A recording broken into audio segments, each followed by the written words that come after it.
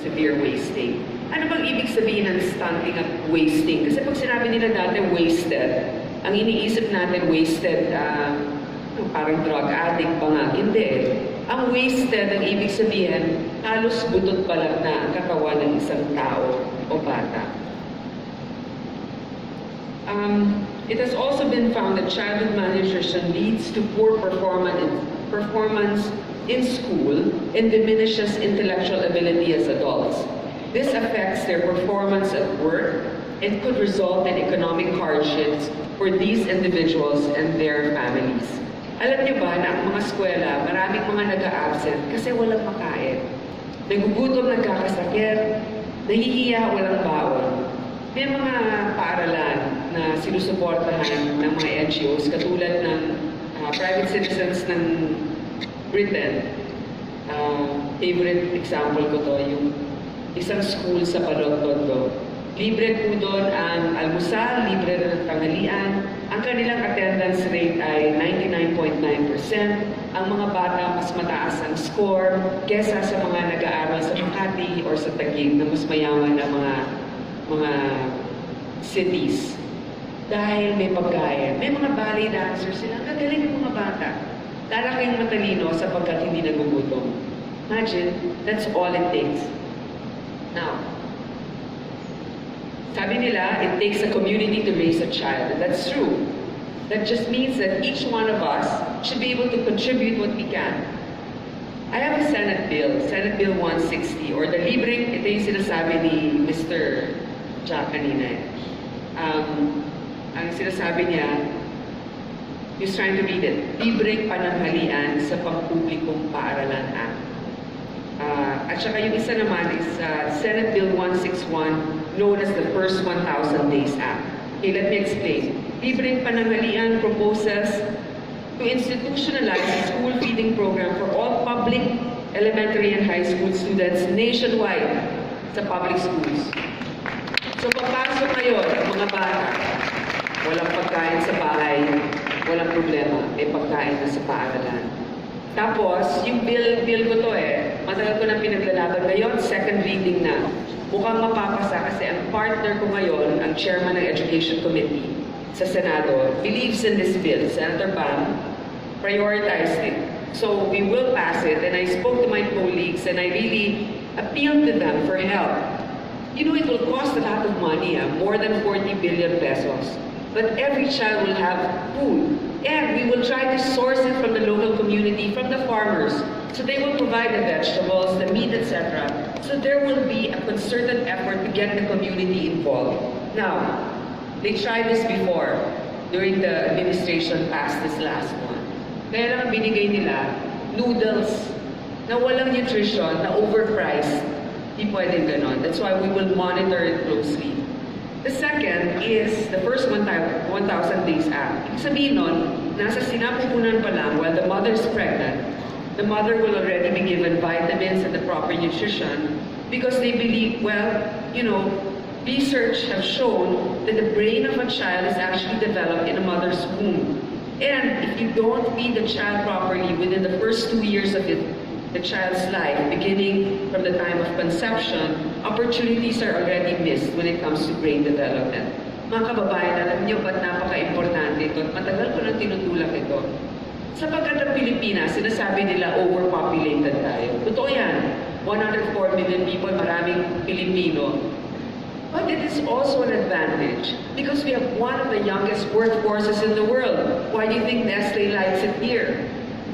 A lot of children need milk. A lot of families need coffee. We are a very vital market to the international community. Our workforces are sought after because, well, they're young, they're quite skilled. Pero that advantage that will not be an advantage if our citizens are not smart. Oo nga, marami tayong mga trabahador, marami tayong empleyado. Eh kung hindi naman matalino, kasi hindi lumaking masustansya yung kinakain, or walang pagkain, hindi man lang sa sustansya, walang pagkain. Sayang naman. Diba? So, alam mo, sabi ng Goldman Sachs, pagdating ng 2050, the Philippines will be the 13th largest economy in the world, and we will reach a demographic sweet spot. In fact, we already are there. So to prepare that, the government has to invest on the young population now, and even on children who are not even born yet. That is our long-term investment that I guarantee will pay off. So, let me skip certain things that I already talked about, but poverty and farmers go hand in hand. Poverty, hunger, and malnutrition are intertwined. It is ironic that the people who provide us with food are those that are most hungry. Ang mga magsasaka natin ang pinakagutom sa ating bansa. Most of them are farmers and agricultural workers. Farmers earn approximately 178 pesos daily, so farmers cannot even afford to buy premium, well-milled rice that costs about 42 pesos per kilo because this would leave little else for ulam, clothing, and other household essentials. So yung nagtatanim ng bigas, hindi man lang makabili ng dekalidad na bigas. According to the 2015 Family Income and Expenditure Survey, the poorest 30% of families spend 59.7% of their income, or more than half of what they earn, on food expenditures. Alam niyo, pag pinababa natin ang presyo ng pagkain, kunyari, our policy for rice, let's help the rice farmers maybe have diversified crops, and then import rice from where it's cheaper. We can lower the incidence of poverty by 5%. That's a lot. Anyway, more to the point. We need to find ways on how to increase the productivity of farmers. Now I've had the privilege of listening to a presentation by Nestle, and you know, it's truly heartwarming that you guys are doing this. To consolidate all of these different NGOs and also students and even your employees to come up with this corporate social responsibility is quite admirable, creating shared values. I heartily commend Nestle for this, and I thank you.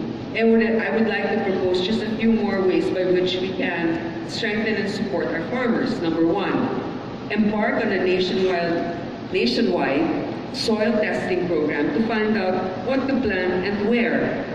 Upon gathering this information, assist farmers to shift to area-appropriate crops and more lucrative, high-value crops.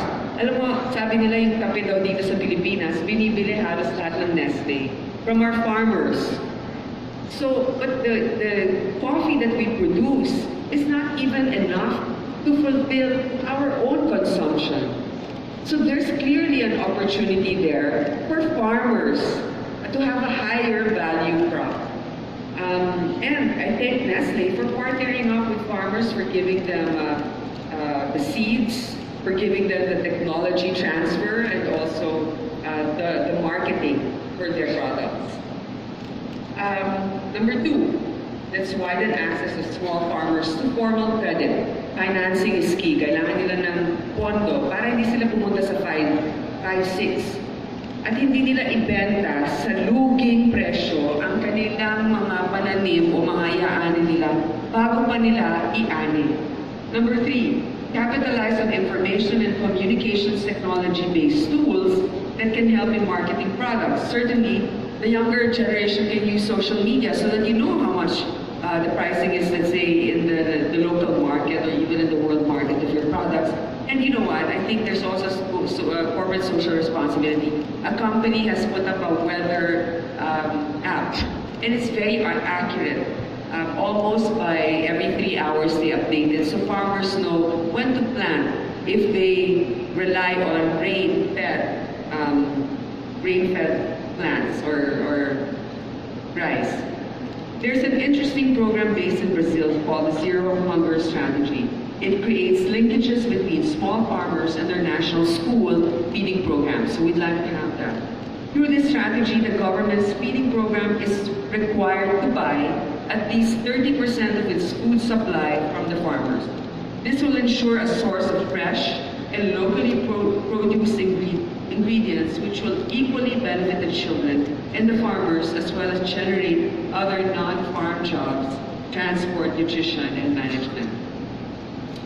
So in closing, I would like to mention something I read in the Nestle report that made an impression on me. It said, we in Nestle believe that a truly successful business not only infuses a nation with the economic means to prosper, it also contributes to a thriving society. I am delighted that there are